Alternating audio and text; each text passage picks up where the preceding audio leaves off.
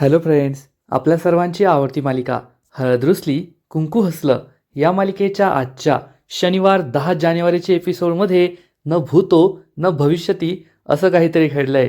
म्हणजेच चक्क दुष्यंत आणि आढळरावांची युती झाली आहे, महायुती झाली आहे. मग हे घडलं तरी कसं?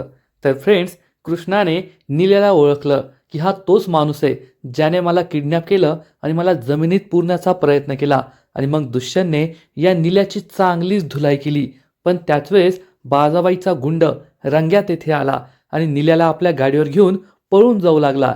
दुष्यंतच्या हशातून हा नील्या सुटला. दुष्यंत त्याच्या मागे धावू लागला आणि त्याच वेळेस आढळरावांनी एखाद्या हिरोसारखी एंट्री घेतली आणि काठीने या नील्याला मोटरसायकलून उडून लावलं आणि त्याला तेथेच दाबून धरलं.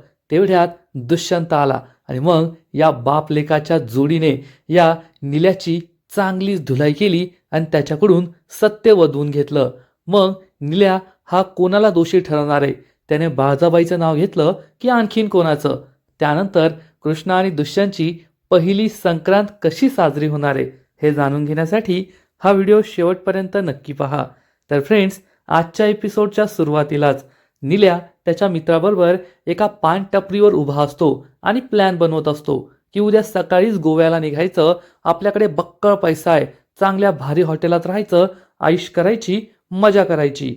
आणि त्याच वेळेस दुष्यंत तेथे येतो. दुष्यंत या पान टपरीवरून सिगरेट खरेदी करतो आणि नील्या हा तोच माणूस आहे का ज्याने कृष्णाला पुरलंय हे जाणून घेण्यासाठी त्याच्या खांद्यावर हात लावतो. नील्या मागे वळून पाहतो आणि विचारतो, बोल ना भावा, काय पाहिजे? दुष्यंत त्याच्या डोळ्यात पाहतो तेव्हा त्याचे डोळे निळे. आणि कृष्णाने मला हेच सांगितलं होतं की ज्या माणसाने मला पुरण्याचा प्रयत्न केला त्याचे डोळे निळे होते.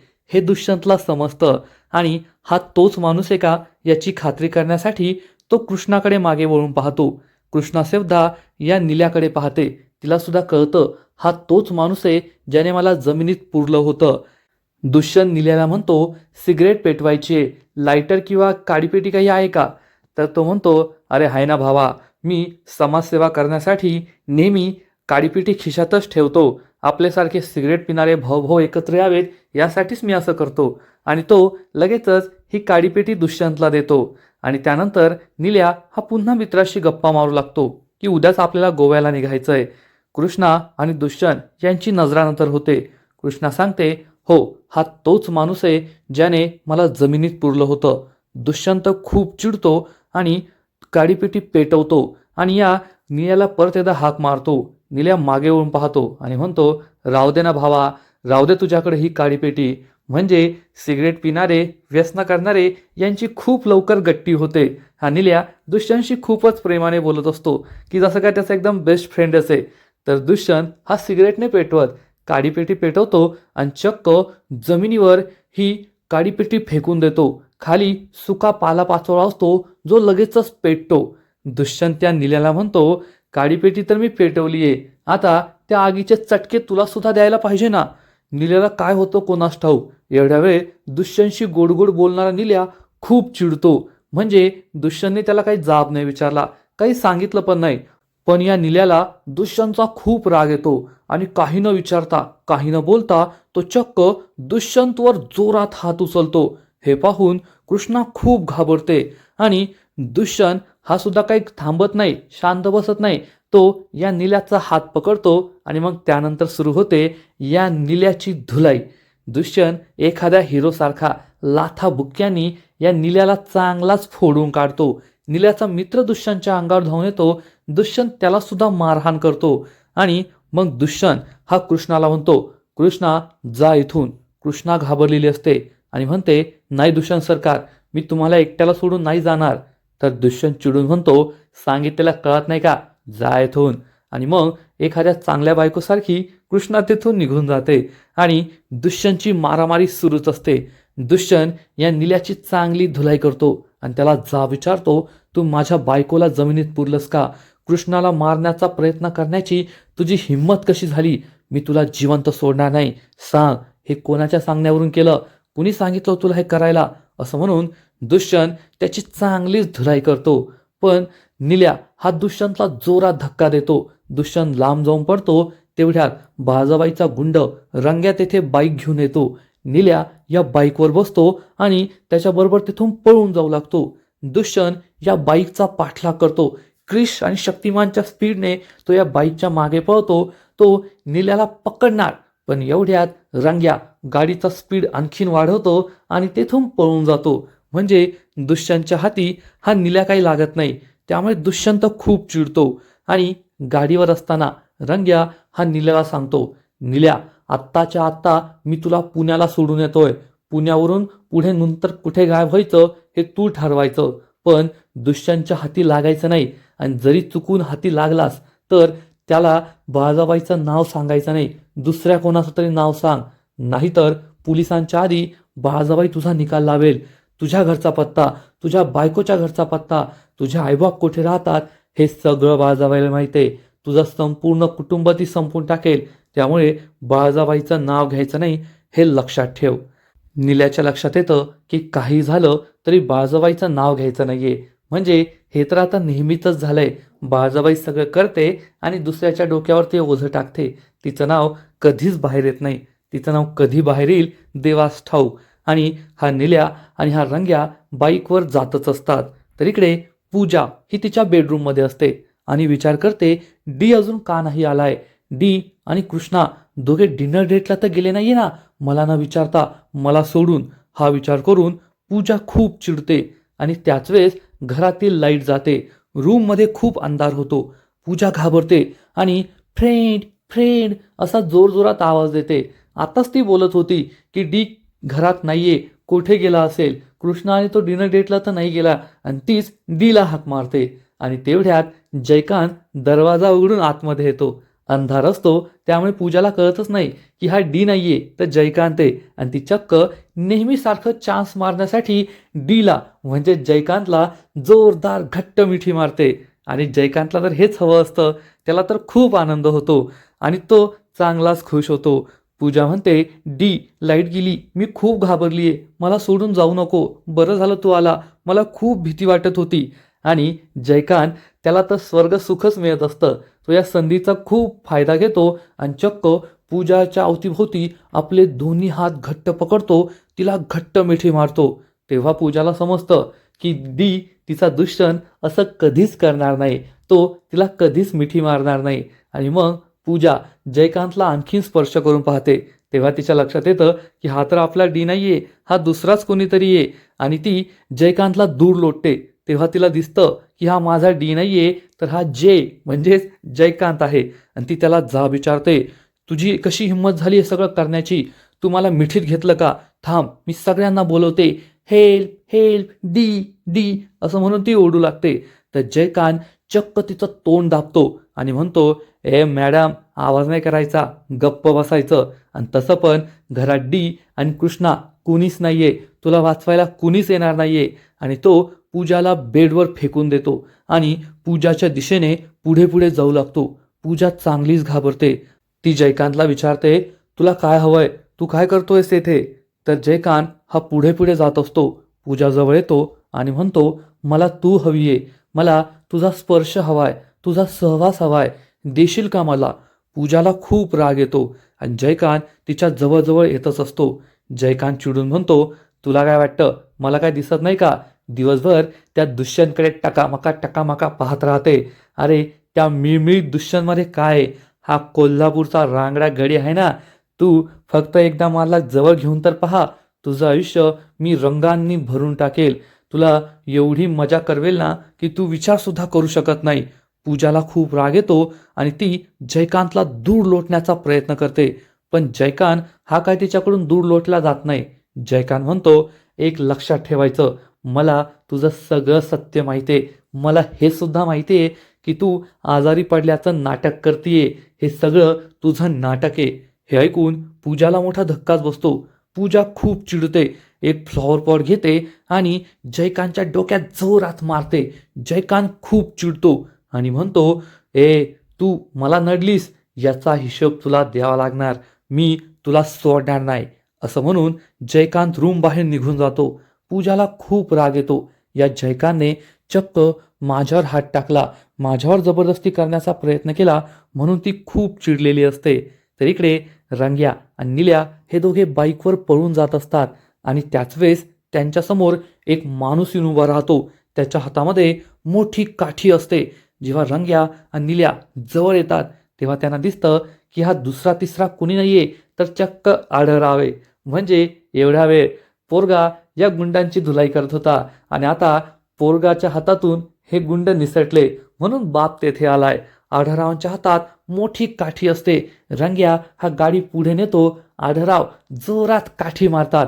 रंग्या खाली वागतो पण निल्याला खाली वाकायचा चान्सच मिळत नाही आणि निल्या हा चक्क या गाडीवरून उडून खाली पडतो. म्हणजे आढळरावांनी सुद्धा दाखवून दिलंय मुलगा शेर तर बाप सव्वा शेर.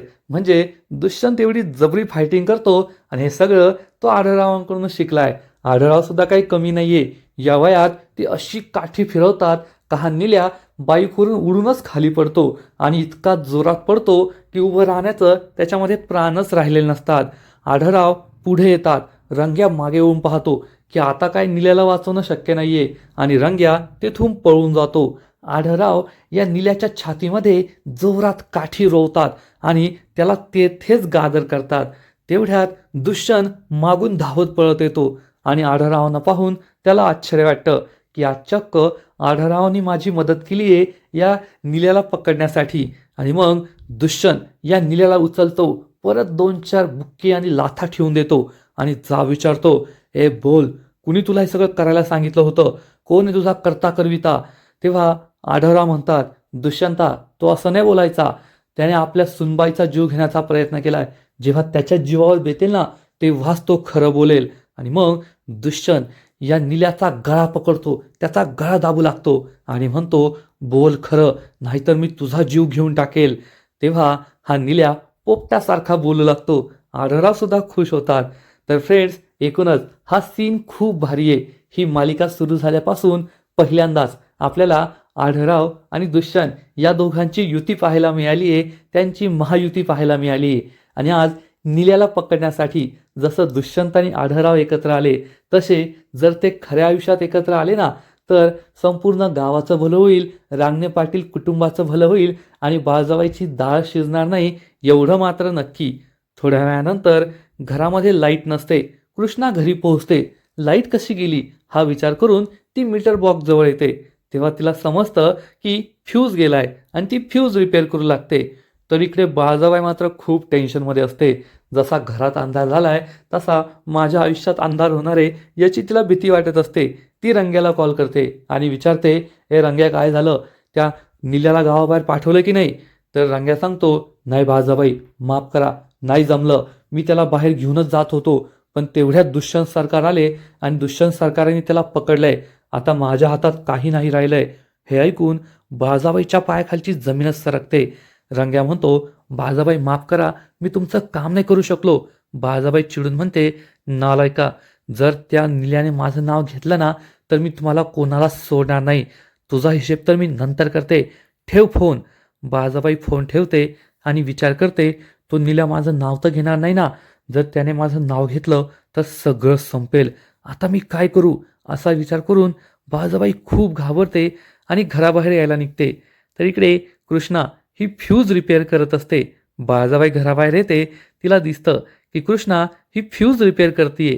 ती विचारते, तू येथे काय करतेस? तर कृष्णा सांगते, काय नाही बा बाळजाबाई, घरचे दिवे गेलेत ना, पाहिलं तर छोटासा फॉल्ट आहे. वायर इकडची तिकडी झाली आहे म्हणून फ्यूज गेलाय, तोच नीट करत होते. तुम्ही नका काळजी करू. असं म्हणून कृष्णा हा फ्यूज लावून देते आणि संपूर्ण घर लख्ख उजेडाने प्रकाशित होतं. अंधार कुठल्या कुठे पळून जातो आणि कृष्णा आपल्या सासूबाईला टोमणा मारण्याची ही संधी शोधते आणि म्हणते, काय ना बाळजाबाई, जेव्हा अंधाराला असं वाटतं की मी खूप शक्तिशाली आहे, एकदम पॉवरफुल आहे, माझ्यासमोर कोणी काहीच करू शकत नाही, तेव्हा एका दिव्याचा प्रकाश सुद्धा त्या अंधाराला दूर पळून लावतो. तसंच तुमचं झालंय. तुम्हाला असं वाटतंय की मी खूप ताकदवर आहे, माझ्यात खूप शक्ती आहे, पण एक छोटासा दिवा सुद्धा तुमचं हे अंधाराचं साम्राज्य संपवून टाकेल. आणि आज तसंच होणार आहे. आता दुष्यंत सरकारांनी त्या निळ्याला पकडलंय. तो निळ्या तुमचं नाव घेणार आणि मग तुम्ही जेलमध्ये जाणार. जेलमध्ये चक्की पीसिंग पीसिंग अँड पीसिंग. बाळाबाई खूप चिडते आणि म्हणते, "ए कृष्णे, लायकीत राहायचं कोणतं सत्य?" आणि त्याच वेळेस दुष्यंत तेथे येतो आणि म्हणतो, "आई, हो सत्य, हा निलाला मी पकडलंय. हा तोच माणूस आहे ज्याने कृष्णाला जमिनीत पुरलं होतं, तिला किडनॅप केलं होतं आणि त्याने मला सगळं सत्यसुद्धा सांगितलंय." असं म्हणून दुष्यंत या निल्याला कृष्णाच्या पायावर फेकून देतो. बाजाबाईच्या पायाखालची जमीनच सरकते. तेवढ्यात आढळराव सुद्धा तेथे येतात आणि दुष्यंत आणि आढळरावांना एकत्र आलेलं पाहून तर बाजाबाईला मोठा धक्काच बसतो. हे दोघे एकत्र कसे, हा प्रश्न तिला पडतो. तेव्हा दुष्यंत हा बाळजाबाईला सांगतो, या निल्यानेच कृष्णाला जमिनीत पुरलं होतं आणि आता तो सगळ्यांसमोर सत्य सांगणार आहे. त्याने मला सांगितलंय, हे सगळं त्याने कोणाच्या सांगण्यावरून केलं होतं. तेवढ्यात घरातील सगळे लोक तेथे जमतात. बाळजाबाई खूप घाबरलेली असते, की निल्याने माझं नाव तर नाही घेतलं ना, दुष्यंत खरं तर सांगितलं नाही ना, की हे सगळं त्याने माझ्या सांगण्यावरून केलं होतं. मीच कृष्णाची सुपारी दिली होती. कृष्णा बाळजाबाईकडे हसून पाहते, की बाळजाबाई, आता तुमचा खेळ संपला. आता जेलमध्ये चक्की पीसिंग. त्यामुळे बाळजाबाई आणखीनच घाबरते. दुष्यंत म्हणतो, आई, मला कळतच नाहीये, कुणी इतकं वाईट कसं वागू शकतं, इतकं कपटी कारस्थानी कसं वागू शकतं. कृष्णाला या गावाच्या लोकांनी डोक्यावर घेतलं. कृष्णाने गावकऱ्यांसाठी एवढं काही केलं आणि या गावातीलच एक व्यक्ती कृष्णाच्या जीवावर उठलाय. माझा तर विश्वासच बसत नाहीये. माणुसकीवरून माझा विश्वास उठलाय. असं कुणी कसं काय करू शकतं? कृष्णा खुश होते, की नक्कीच दुष्यंत हे सगळं बाळजाबाईबद्दल बोलतोय, की बाळजाबाई असं कसं करू शकते. घरातले सगळे सुद्धा खूप घाबरलेले असतात. बाळजाबाई तर थरथर करत असते, की खरंच दुष्यंतला माझं सत्य तर नाही ना कळलं. दुष्यंत या निल्याला उचलतो आणि म्हणतो, "ए गप्प काय बसलाय? बोल खरं खरं. स्वतःच्या तोंडाने कबूल कर. हे सगळं तू कोणाच्या सांगण्यावरून केलंय? बोल लवकर." आणि निल्या चक्क त्या व्यक्तीचं नाव घेतो, ज्या व्यक्तीने त्याला सुपारी दिलेली असते, कृष्णाला मारायला सांगितलेलं असतं. आणि निल्या त्या व्यक्तीचं नाव घेतो, जिचं नाव ऐकून बाळजाबाई, कृष्णा आणि घरातील सगळ्यांच्या पायाखालची जमीनच सरकते. निल्या सांगतो, "हे सगळं मला मंगेश सिरसाटने करायला सांगितलंय." कृष्णाला जबर धक्का बसतो मंगेश काकाचं नाव ऐकून. कृष्णा विचारते, "हे कसं शक्य आहे?" तर बाळजाबाई या संधीचा फायदा घेते. कारण बाळजाबाईने आधीच सगळी सोय करून ठेवलेली असते आणि रंग्या हा जेव्हा त्याला गाडीवरून घेऊन जात असतो, तेव्हाच त्याने निल्याला सांगितलेलं असतं, की बाळजाबाईचं नाव नाही घ्यायचं. बाळजाबाईचं नाव घेतलं तर तुझं संपूर्ण कुटुंब संपेल. आणि तो चक्क मंगेश शिरसाट हे नाव घेतो. तेव्हा बाळजाबाई विचारते, "जयकांत, हा मंगेश शिरसाट कोण आहे?" तर जयकांत सांगतो, "ओ, तो मंगेश शिरसाट आहे, आपल्या गावातला तो मंग्या." हे ऐकून बाळजाबाई खूप चिडल्याचं नाटक करते. तर कृष्णा विचारते, "पण मंग्या काका असं कशाला करेल?" तर दलपत सांगतो, "आत्ता सगळा मॅटर माझ्या लक्षात आला. त्या मंग्याची जमीन आहे ना, आपल्या सुनबाईच्या जमिनीच्या बाजूला आहे. नक्कीच जमिनीच्या वादातून त्याने हे सगळं केलं असेल. जमिनीसाठी लोक आजकाल एकमेकांचा जीव घ्यायला सुद्धा मागे पुढे पाहत नाही. मंग्याने सुद्धा जमिनीसाठीच हे सगळं केलं असेल." पण कृष्णाला आणि आढळरावांना मात्र हे पटत नाही. कारण त्यांना माहीत असतं, की हे सगळं बाळजाबाईने केलंय. पण शेवटी घाबरून बाळजाबाईच्या भीतीने हा निल्या मंगेश शिरसाटचं नाव घेतोय. बाळजाबाई खूप चिडते आणि म्हणते, "ए नालायका, तुला आता मी सोडणार नाही." आणि उद्याच्या उद्या पंचायत बोलवते आणि त्या मंग्याचा सुद्धा निकालच लावून टाकते. "मी माझ्या सुनबाईचा जीव घेणाऱ्याला सोडणार नाही. मी त्याला सोडणार नाही." असा ठाम निश्चय बाळजाबाई करते. पण कृष्णाला खूप वाईट वाटतं. कारण तिला माहीत असतं, हे सगळं मंगेश शिरसाटने म्हणजे तिच्या लाडक्या मंग्या काकाने नाही केलंय. हे सगळं बाळजाबाईने केलंय. पण आढळरावांचा सुद्धा नाईलाज होतो. आढळराव सुद्धा कृष्णाला काहीच मदत करू शकत नाही. कारण आता निल्याने स्वतःच्या तोंडाने कबूल केलंय. त्यामुळे ते काहीच बोलू शकत नाही. कृष्णा तिच्या रूममध्ये येते. ती खूप अस्वस्थ असते. बाळजाबाईने पुन्हा एकदा गेम फिरवला. एका निरपराधाचं नाव घेतलं आणि आता त्याला शिक्षा होणार म्हणून कृष्णाला खूप वाईट वाटत असतं. तेवढ्यात दुष्यंत तेथे येतो आणि विचारतो, "काय गं, काय झालं कृष्णा? तू एवढी अस्वस्थ का आहेस?" तर कृष्णा सांगते, "अहो, हे सगळं खोटं आहे. मंग्या काका असं नाही करू शकत." तर दुष्यंत विचारतो, "तुला एवढा का विश्वास आहे त्या मंग्यावर?" तर कृष्णा सांगते, "अहो, तो मंग्या काका माझ्या बाच्या वयाचा आहे. त्याने मला लहानपणापासून खूप प्रेम दिलंय. त्याच्या अंगाखांद्यावर खेळली, मोठी झाली मी. माझा बाप हे जग सोडून गेला ना, तेव्हा त्याने बासारखं प्रेम माझ्यावर केलं. माझी आई मला मारायची, घराबाहेर काढायची ना, तेव्हा तो मला भाकर द्यायचा. त्याच्या भाकरीतली अर्धी भाकर मला खाऊ घालायचा. आणि असा प्रेमळ माणूस असं कधीच करू शकत नाही. हे सगळं खोटं आहे. तो निल्या खोटं बोलतोय. त्याने उगाचच मंग्या काकाचं नाव घेतलंय. तर दुष्यंत म्हणतो, नाही कृष्णा, मी त्याला एवढं मारलंय ना की खोटं बोलण्याची तो हिंमत नाही करणार. आणि तू किती भोळी आहे. सगळं जग तुझ्यासारखं नसतं कृष्णा. लोक बदलतात. पैसा, अडका, जमीन हे त्यांना बदलतं. आणि तू जुन्या काळात तो कसा वागलाय यावरून नाही ठरू शकत की तो आता तुझ्याबरोबर असं वाईट नाही वागणार.